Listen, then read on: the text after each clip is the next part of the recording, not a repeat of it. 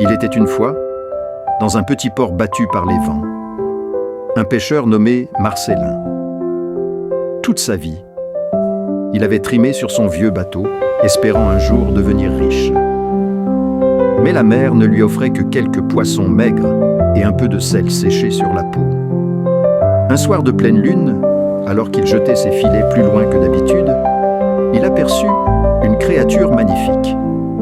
Une sirène aux cheveux verts comme les algues et aux yeux profonds comme l'océan. Elle chantait une mélodie si douce que Marcellin en oublia le froid et la faim. Il avait entendu les légendes. Quiconque parviendrait à donner un enfant à une sirène recevrait les trésors de la mer, or et perles sans fin. Alors, au lieu de s'émerveiller, son cœur se durcit de convoitise. « Belle créature, dit-il, je t'offrirai mon amour, viens avec moi. » La sirène le regarda longuement et répondit « Tu ne cherches pas mon amour, mais ma richesse. » Marcellin jura le contraire.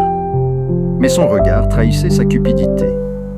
Malgré cela, la sirène lui proposa une épreuve. « Si tu veux vraiment partager ma descendance, il te faudra d'abord vivre sous la mer pendant 7 jours et survivre comme l'un des nôtres.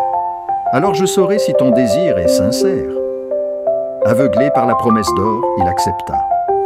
La sirène l'entraîna dans les abysses. Le premier jour, il fut émerveillé par les coraux étincelants et les poissons dorés. Le deuxième jour, il sentit déjà ses poumons brûler et son corps faiblir. Le troisième jour, il ne pensait plus qu'à manger, mais rien n'était comestible pour lui. Au quatrième, il tenta de capturer un poisson avec ses mains, mais les créatures riaient et se moquèrent de lui. Au cinquième, la folie le gagna. Au sixième, il supplia la sirène de le ramener à la surface. Mais elle secoua la tête. « Tu voulais me prendre pour t'enrichir, mais tu ne voulais pas m'aimer. » L'océan n'accorde pas ses trésors aux cœurs avides.